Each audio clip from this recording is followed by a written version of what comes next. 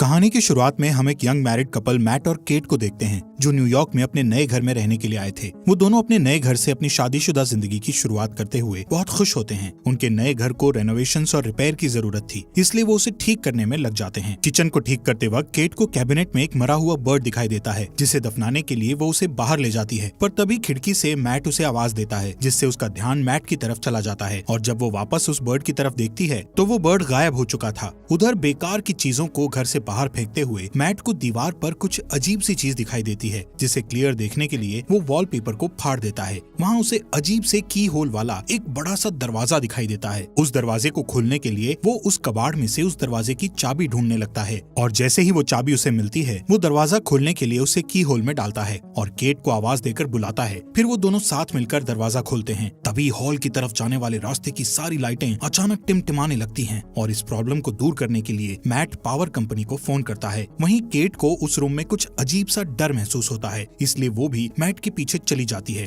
अगले दिन उनकी लाइट की प्रॉब्लम को ठीक करने के लिए पावर कंपनी से एक ऑपरेटर आता है। उसे ये देखकर हैरानी होती है कि बेसमेंट के सारे वायर्स कुछ अजीब तरीके से एक दूसरे से जुड़े हुए थे और देखने में बहुत पुराने जमाने के लग रहे थे। जब मैट उस ऑपरेटर को लाइट ठीक करने के लिए कहता है, तब ऑपरेटर उससे कहता है कि उसने आज तक इस तरह की चीजें पहले कभी नहीं देखी। वहाँ से जाने से पहले वो ऑपरेटर मैट को बताता है कि उस घर के पहले मालिक का मर्डर उसी घर में हुआ था। ये शॉकिंग न्यूज सुनकर मैट इस घर के बारे में रिसर्च करना शुरू कर देता है। एक पुराने न्यूज आर्टिकल को पढ़कर मैट को पता चलता है कि मरने वाले कपल का नाम पॉल और मैडलिन शेफर था, जबकि सस्पेक्ट की पहचान नहीं हो पाई थी और उसे जॉन नाम से पुकारा जाता था। मैट एक आर्टिस्ट था, इसलिए वो अपने स्केच पैड पर जॉन की तस्वीर बनाने की कोशिश करता है। थोड़ी देर बाद वो आराम करने के लिए मिस्टीरियस रूम में जाता है और वहाँ बैठकर एक बोतल शराब की पीकर खत्म कर देता है। लेकिन यहाँ पर उसे एक और बोतल शराब पीने की इच्छा होती है कि तभी लाइट्स टिमटिमाने लगती है और अचानक शराब की एक और बोतल उसके सामने हाजिर हो जाती है, जिसे देखकर मैट हैरान हो गया था। उस बोतल को अच्छी तरह देखने के बाद वो इस नतीजे पर पहुंचता है कि ये रूम किसी भी इच्छा को पूरी कर सकता है। दूसरी साइड लिविंग रूम की लाइट्स के टिमटिमाने की आवाज से केट की नींद टूट गई थी। वो मैट को अपने पास न देखकर उसे ढूंढने के लिए ऊपर की तरफ जाती है। वहाँ जाकर वो देखती है कि पूरा रूम नई चीजों से भरा हुआ है और उन सब के बीच मैट बहुत ही खुश दिखाई दे रहा था। वो कैट को वैन गॉग की कीमती पेंटिंग दिखाते हुए बताता है कि उस रूम में किसी भी विश को पूरा करने की ताकत है। केट इसे मैट का कोई मजाक समझकर हंसी में उड़ा देती है, पर अपने हस्बैंड की गंभीरता को देखकर वो इसे चेक करने के लिए $1000 की विश करती है।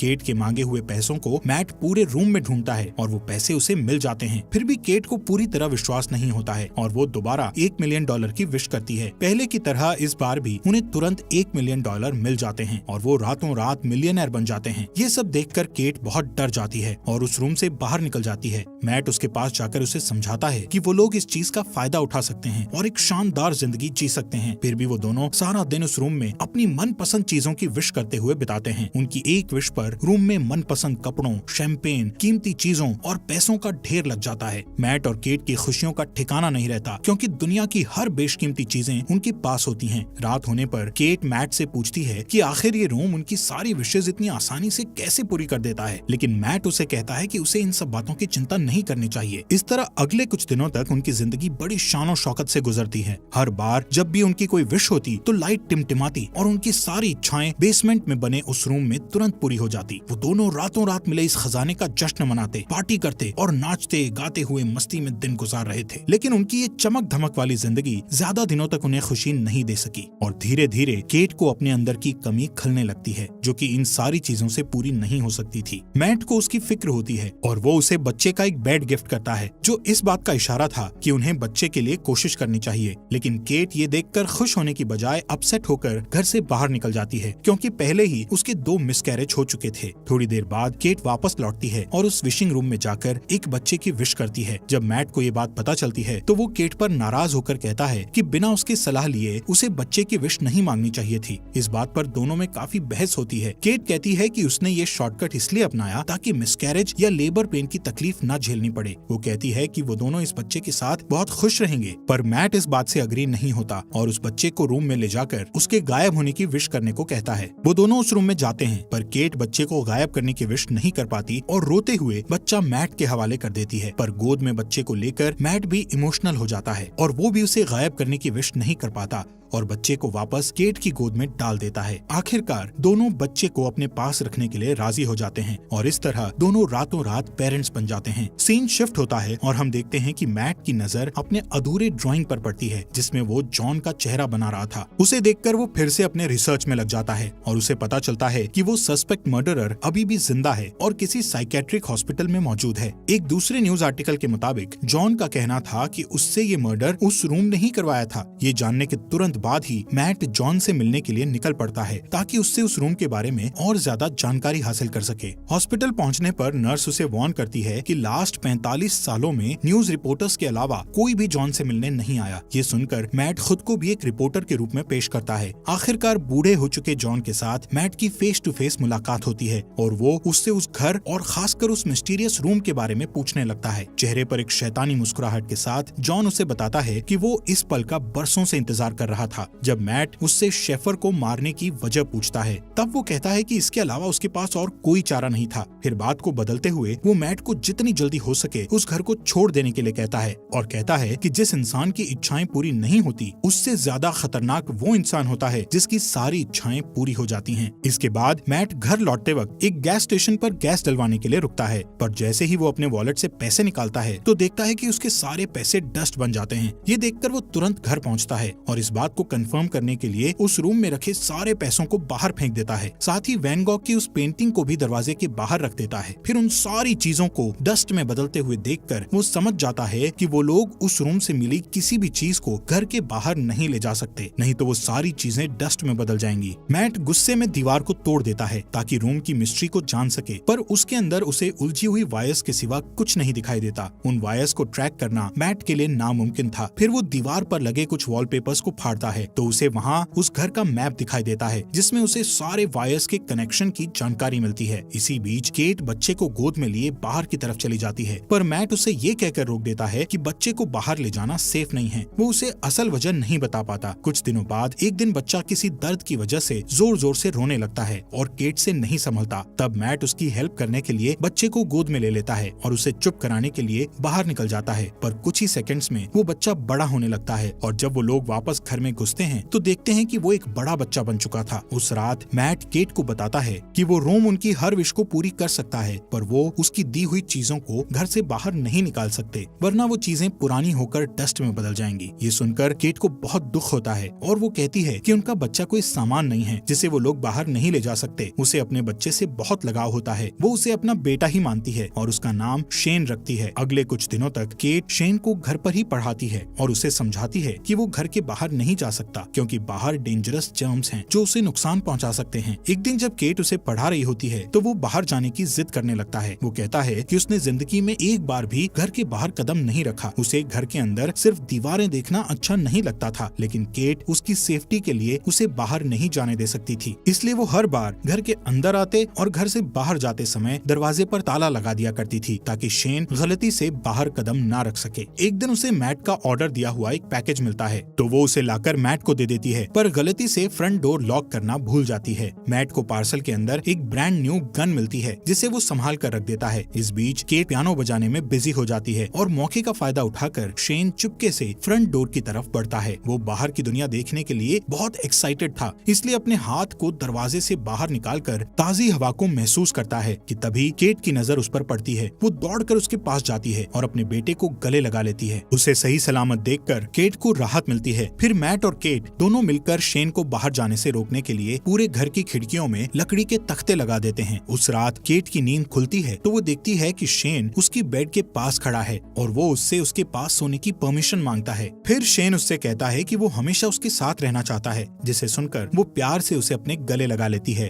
शेन को उसकी बातों से तसल्ली नहीं मिलती और वो कुछ सोचने लगता है। फिर हम देखते हैं कि अगले कुछ दिन मैट अपने गन से शूटिंग की प्रैक्टिस करता रहता है। एक दिन जब वो प्रैक्टिस के बाद घर आता है तो देखता है कि शेन अपने आर्ट स्टूडियो के अंदर स्नो ग्लोब बनाकर खेल रहा है। वो शेन को सख्ती से गेम छोड़कर जाने के लिए कहता है। उसकी डांट सुनकर शेन के हाथ से स्नो ग्लोब गिरकर टूट जाता है। दरअसल मैट ने अभी तक शेन को अपना बेटा नहीं माना था, इसलिए वो उसके साथ बेरुखी से बात करता था। इधर ग्लोब टूटने की आवाज सुनकर केट तुरंत वहाँ पहुँचती है और अपने बेटे के साथ बाप जैसा बिहेव नहीं करने के लिए मैट से बहस करने लगती है। उस रात घर के अंदर चारों तरफ चक्कर लगाते हुए शेन को एक मैप मिलता है जिसे फॉलो करके वो बेसमेंट में पहुँच जाता जाता है जहाँ उलझी हुई वायर्स के बीच मेन पावर सोर्स था। उन सब से गुजरते हुए वो आखिर उस रूम तक पहुँच जाता है। रात भर पूरे घर में लाइट्स टिमटिमाती रहती है, पर मैट और केट नींद में होने के कारण कुछ नोटिस नहीं कर पाते। अगली सुबह जब मैट की नींद खुलती है तो उसे अपने बगल में एक नया स्नो ग्लोब पड़ा दिखाई देता है और इसके साथ ही टूटा हुआ ग्लोब कुछ दूरी पर रखा हुआ मिलता है। उसी वक्त लाइट्स को टिमटिमाते देखकर वो समझ जाता है कि क्या हो रहा है और तुरंत अपनी वाइफ को जगाता है। दोनों रूम की तरफ भागते हैं और वहाँ जाकर हैरान रह जाते हैं। शेन ने विश करके रूम के अंदर ही एक बड़ा सा आउटडोर एरिया क्रिएट कर लिया था। अब वहाँ रूम की बंद छत और दीवारों की जगह खुला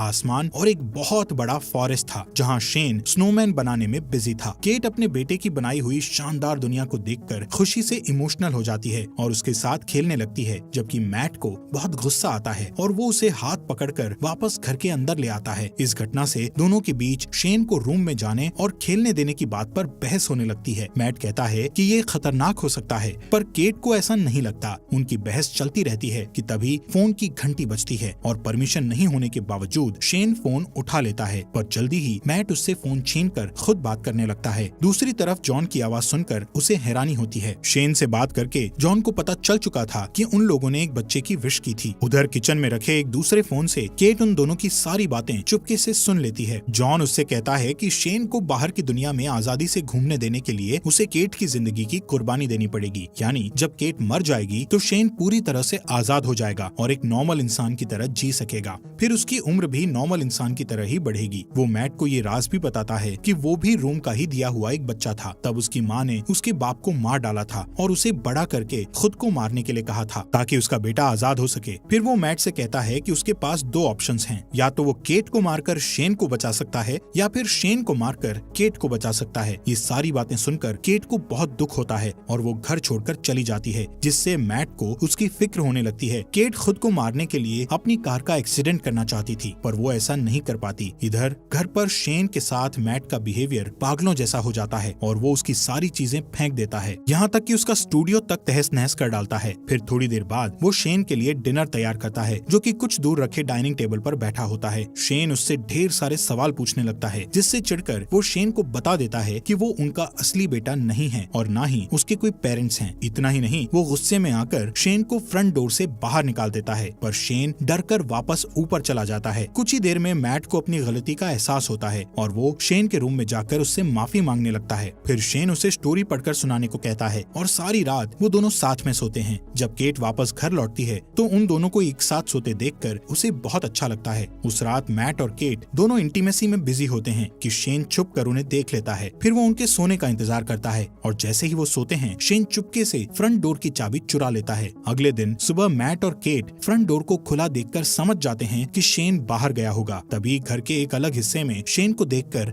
दोनों हैरान हो जाते हैं, क्योंकि शेन अब जवान हो चुका था, लेकिन उसका दिमाग अभी भी बच्चों जैसा था। वो अपने पेरेंट्स की तरफ गन पॉइंट करके उन्हें धमकाता है तो केट उसे समझाने की कोशिश करती है। इसी बीच मैट शेन के ऊपर कूद पड़ता है और दोनों में फाइट होने लगती है। उधर केट उनकी लड़ाई की वजह से जमीन पर गिरकर बेहोश हो जाती है। कुछ देर बाद मैट उसे जगाते हुए बताता है कि शेन को गलती से गोली लगने के कारण वो मर गया। इस खबर से दुखी होकर केट रोते हुए घर से बाहर निकल जाती है। मैट उसे तसल्ली देकर वापस घर में ले आता है, जहाँ अभी भी वो उदास रहती है। उधर दूसरे रूम में जहाँ उनकी फाइट हुई थी, असली मैट होश में आ जाता है और पूरे घर में अपनी वाइफ की तलाश करता है कि तभी लाइट्स को फिर से टिमटिमाते देखकर वो डरते हुए उस रूम की तरफ जाता है। उसे पूरा यकीन था कि केट और उसकी शक्ल में शेन अंदर ही होगा। इधर केट को बिल्कुल भी खबर नहीं थी कि उसके साथ बैठा हुआ आदमी मैट नहीं शेन है, पर जल्दी ही उसे शेन के आइस खाने की हैबिट से पता चल जाता है कि वो मैट नहीं बल्कि उसकी शक्ल में शेन है। उधर असली मैट अंदर जाने के लिए पूरी ताकत लगाकर दीवार को तोड़ने की कोशिश करता है। आखिर सारे वायर्स को पार करके वो उस रूम तक पहुंच जाता है, जो कि अब एक जंगल था जहां ढेर सारे ऊंचे ऊंचे पेड़ थे। वहां जाकर मैट को पता चलता है कि शेन ने रूम का यूज करके उस जगह को काफी बड़ा कर लिया था और वहां उन्हीं के जैसा एक डुप्लीकेट घर भी बना लिया था। वो ये भी समझ चुका था कि शेन ने उसका रूप केट को किडनैप करके उस डुप्लीकेट घर में रखने और अकेले में उसके साथ फिजिकल होने के लिए किया था। ये ख्याल आते ही अपनी बीवी को वापस पाने के लिए मैट उस जंगल में दौड़ते हुए फाइनली उस डुप्लीकेट घर के अंदर पहुंच जाता है, जहां शेन केट के साथ जबरदस्ती करने की कोशिश कर रहा होता है। मैट को अंदर आते देखकर शेन फिर से लड़ाई के लिए तैयार हो जाता है। इधर मौका पाकर केट उठकर भागने ही वाली होती है कि हॉलवे में दो मैट को लड़ते हुए देखकर वो ठिठक जाती है। दोनों में इतनी समानता थी कि वो असली और नकली के बीच पहचान नहीं कर पाती। अचानक एक मैट उसके हाथ को पकड़ लेता है, पर वो उसे धक्का देकर खुद को छुड़ा लेती है और शेन का नाम पुकारती है। वो अपना नाम सुनकर उसकी तरफ देखता है, पर उसके धक्के से गिरकर बेहोश हो जाता है। जमीन पर गिरते ही वो अपने असली रूप में आ जाता है। इधर मैट और केट रूम से बाहर निकलने की कोशिश करते हैं, पर निकल नहीं पाते क्योंकि शेन ने रूम से उनके उसी घर में फंसे रहने की विश मांगी हुई थी। लाख कोशिशों के बाद भी जब वो लोग घर से नहीं निकल पाते तो मैट रुक जाता है और वहाँ से निकलने के लिए कोई उपाय सोचने लगता है कि अचानक फिर से वहाँ शेन आ जाता है और मैट को चाकू घोंपकर मार डालता है। फिर वो केट को समझाने की कोशिश करता है, पर तभी उसे एहसास होता है कि वो दरअसल उनके क्लोन थे, जबकि असली मैट और केट दौड़कर रूम के बाहर जंगल की तरफ भागते हैं और उन्हें पकड़ने के लिए शेन भी उनके पीछे भागता है। मैट और केट के चकमा देने की वजह से वो और भी ज्यादा गुस्से में होता है। असली घर में पहुंचते ही शेन मैट पर अटैक कर देता है, पर मैट उसे अपने साथ खींचकर घर के बाहर ले आता है। अपनी जान को खतरे में देखकर शेन वापस दरवाजे की तरफ भागता है, पर उसके अंदर घुसने से पहले ही केट दरवाजा बंद कर लेती है। शेन मम्मी कहकर उसको पुकारता है और केट घर के अंदर से उसे बूढ़ा होते हुए देखती रहती है। धीरे धीरे उसकी बॉडी गलने लगती है और अंत में वो डस्ट में बदल जाता है। उसकी गलतियों के बावजूद केट उसकी मिट्टी को हाथ में लेकर बहुत रोती है, क्योंकि उसने उसे अपना बेटा मानकर काफी समय उसके साथ बिताया था। फिर मैट उसके पास आता है और दोनों एक दूसरे को गले लगाकर अपना दर्द कम करने की कोशिश करते हैं। फिर सीन शिफ्ट होता है और हम देखते हैं कि 1 महीने बाद वो एक छोटे से घर में सेटल हो जाते हैं और सुकून से रहने लगते हैं। पर थोड़े ही दिनों बाद केट डरते हुए अपना प्रेगनेंसी टेस्ट करती है और रिपोर्ट पॉजिटिव आती है। वो बहुत उलझन में दिखाई देती है, क्योंकि उसे पता नहीं होता कि वो बच्चा मैट या शेन में से किसका है। हालात पहले से बेहतर होने के बावजूद उसे लगता है कि वो अभी भी उस रूम में है, क्योंकि लाइट्स फिर से टिमटिमाने लगी थी। इस स्टोरी में हमें दिखाया जाता है कि मैट और केट रूम की दी हुई दौलत के नशे में पूरी तरह से अंधे हो जाते हैं। विशेष पूरी करने की जादुई शक्ति के मिलने से वो अपनी ख्वाहिशों के मामले में कुछ ज्यादा ही लापरवाह हो जाते हैं। यहाँ तक कि कई मिसकैरेज होने के बाद भी वो रूम से रेडीमेड बच्चे तक की ख्वाहिश कर बैठते हैं। उनके नए अपार्टमेंट में लाइट्स के टिमटिमाने से ये कंफ्यूजन बना रहता है कि या तो वो अभी तक उस मिस्टीरियस रूम में है या बिल्डिंग के कंस्ट्रक्शन में कोई गड़बड़ी है। ठीक उसी तरह केट की प्रेगनेंसी भी एक कंफ्यूजन रहती है कि वो बच्चा मैट या शेन में से किसका है, क्योंकि उस घटना से 1 दिन पहले मैट और केट के बीच इंटीमेसी होती है और उस डुप्लीकेट घर में शेन भी उसे सेक्सुअली असॉल्ट कर चुका होता है। इस तरह ये कहानी न सिर्फ विश पूरा करने वाले रूम के इर्द गिर्द घूमती है, बल्कि ये सवाल भी छोड़ जाती है कि आखिर केट के पेट में पलने वाले बच्चे का बाप कौन है, मैट या शेन।